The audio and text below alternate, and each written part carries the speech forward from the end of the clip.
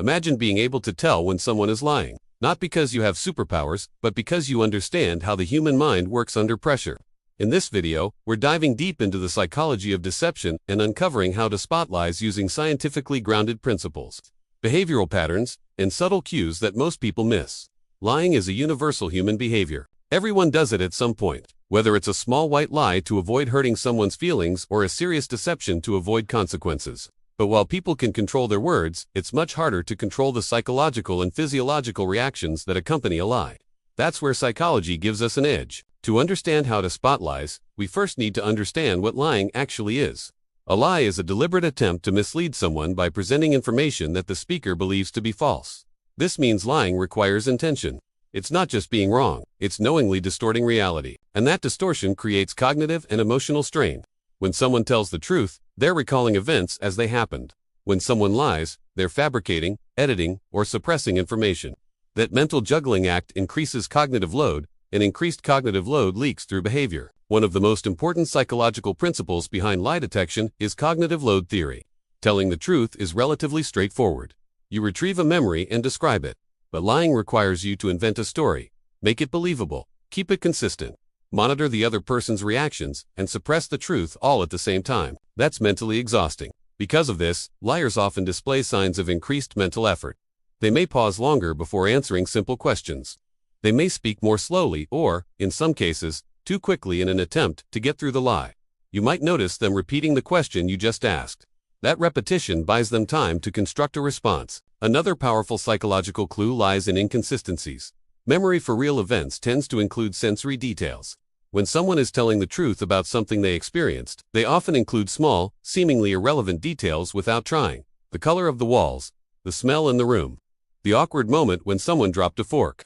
Lies, on the other hand, are often more structured and less messy. Liars may give overly neat narratives. They might avoid sensory details because fabricating them increases the risk of being caught in contradictions. If you gently ask for more detail, a truthful person can usually expand naturally, while a liar may become vague, defensive, or repeat what they've already said. But here's something crucial. There is no single behavior that proves someone is lying. There is no universal tell. Psychology teaches us to look for clusters of behaviors and deviations from a person's baseline. Baseline behavior refers to how someone normally acts when they are relaxed and telling the truth. Some people avoid eye contact because they're shy. Others fidget because they have high energy. These behaviors alone don't mean deception.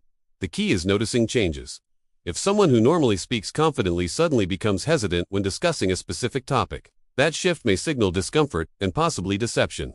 Let's talk about eye contact, because it's one of the biggest myths around lie detection. Many people believe that liars avoid eye contact. While some do, others actually overcompensate by holding eye contact for too long. This is because they know the stereotype. They think, if I look away, they'll think I'm lying, so they stare intensely instead. What's more reliable than eye contact itself is the change in eye behavior. Rapid blinking can increase under stress. Pupils can dilate due to heightened arousal. Eyes may dart away briefly at specific questions. It's not the absence of eye contact, but the tension around it that matters. Microexpressions are another fascinating psychological clue. These are very brief, involuntary facial expressions that flash across the face in a fraction of a second. They can reveal genuine emotions that someone is trying to conceal. For example, someone claiming they're not angry might display a flash of anger across their face before returning to a neutral expression. Microexpressions are difficult to fake and even harder to suppress because they're rooted in automatic emotional responses. Learning to spot them takes practice, but even without formal training, you can start noticing mismatches between words and facial expressions. If someone says they're happy for you, but their face briefly tightens in resentment, that mismatch is informative. Another psychological principle at play is emotional leakage. Lying often triggers emotions such as guilt, fear, anxiety, or even excitement. These emotions can manifest in subtle ways. A liar who fears being caught may display signs of stress, sweating, touching their face, adjusting their clothing, or clearing their throat. However, it's important to remember that anxiety alone does not equal lying. Some truthful people get nervous simply because they're being questioned. That's why context is everything. Look for emotional reactions that don't match the situation. If someone reacts defensively to a neutral question, it could indicate that the question touched on something sensitive. Speech patterns provide another window into deception. Research in psychology suggests that liars may use fewer phrases. They might say "you know how it is" when someone forgets instead of "I forgot." Distancing language helps them psychologically separate themselves from the lie. They may also use more negative emotion words. because lying can carry an undercurrent of discomfort. Pay attention to changes in tone. A sudden shift in pitch, an unnatural rhythm, or forced laughter can all signal stress. Again, the key is not one cue, but patterns. Let's explore the concept of overcompensation. When people lie, they sometimes try too hard to appear honest. They may provide excessive detail in areas that don't matter. They might swear on their life repeatedly. They may insist on their honesty without being prompted. Statements like "to be completely honest" or "I would never lie to you" can sometimes be red flags, especially if they appear frequently or unnecessarily. Honest people usually just answer the question. Liars often feel the need to convince. Another powerful strategy rooted in psychology is asking unexpected questions. Liars typically rehearse their stories. They anticipate obvious questions and prepare answers. But when you ask something unexpected, it disrupts their mental script. For example, instead of asking "where were you last night," you might ask, "what did the room look like?" or "what were you thinking at that moment?" These surprise questions increase cognitive load. Truthful individuals can usually respond with spontaneous detail. Liars may struggle, stall, or contradict themselves. Silence is another underrated tool. When someone finishes answering, resist the urge to immediately speak. Maintain eye contact and stay quiet. Silence creates psychological pressure. Truthful people may simply wait. Liars often feel compelled to fill the silence with additional information, and in doing so, they may reveal inconsistencies or Now let's discuss body language more broadly. Contrary to popular belief, crossing arms does not automatically mean someone is lying. However, body language can reveal tension.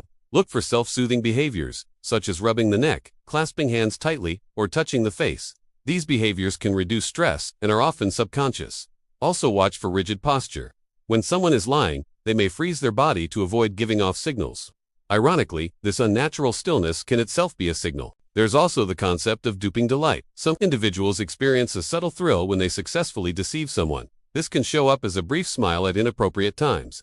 It's not common in all lies, but in certain personalities, especially those who enjoy manipulation, it can appear as a flicker of satisfaction. Timing is another psychological clue. Truthful memories often unfold in a natural, chronological order. Liars may struggle with timing, especially when asked to recount events backward. A useful technique is to ask someone to tell their story in reverse order. This increases cognitive load dramatically for liars, because they must reconstruct their fabricated narrative in a nonlinear way. Truthful individuals, while challenged, can often manage because they are drawing from a real memory. Let's talk about motivation. Understanding why someone might lie gives you psychological leverage. Are they trying to avoid punishment, protect their image, gain approval? When stakes are high, emotional intensity rises, and so does the likelihood of detectable stress signals. Minor lies may carry fewer cues because the emotional load is lighter. The bigger the consequences, the harder it is to maintain composure. Empathy also plays a role. Skilled liars often read other people well. They adjust their behavior based on your reactions. This means your own demeanor matters. If you appear accusatory, a truthful person may become defensive. If you appear calm and curious, a liar may lower their guard.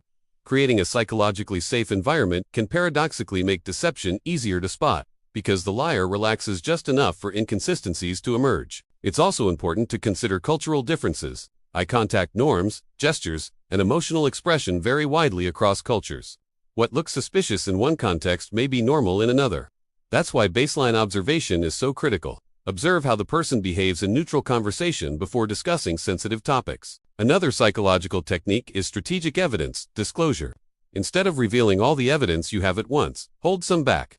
Let the person tell their version of events first. If they commit to a false story, you can then introduce contradicting information and observe their reaction. Sudden shifts in posture, speech, or emotion when confronted with unexpected evidence can reveal deception. Memory psychology also teaches us something interesting.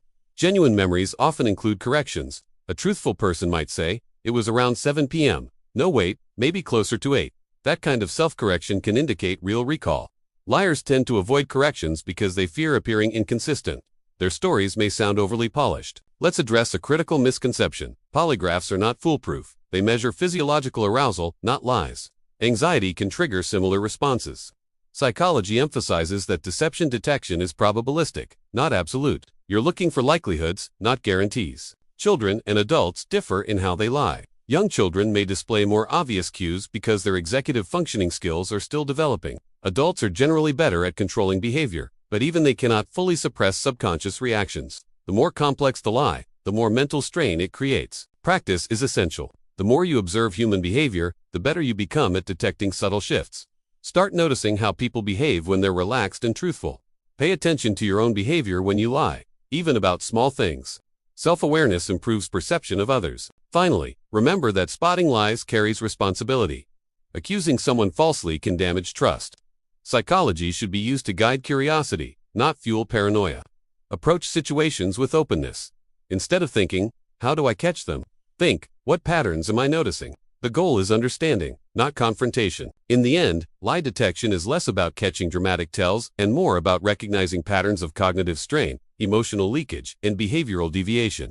It's about understanding that lying is hard work for the brain. When the brain works harder, it leaves traces. Your job is to observe calmly, compare behavior to baseline, look for clusters of signals, and consider context. The more you understand human psychology, the less mysterious deception becomes. You start to see it not as magic, but as a mental process with predictable pressures. And once you recognize those pressures, you become far more skilled at identifying when something just doesn't add up.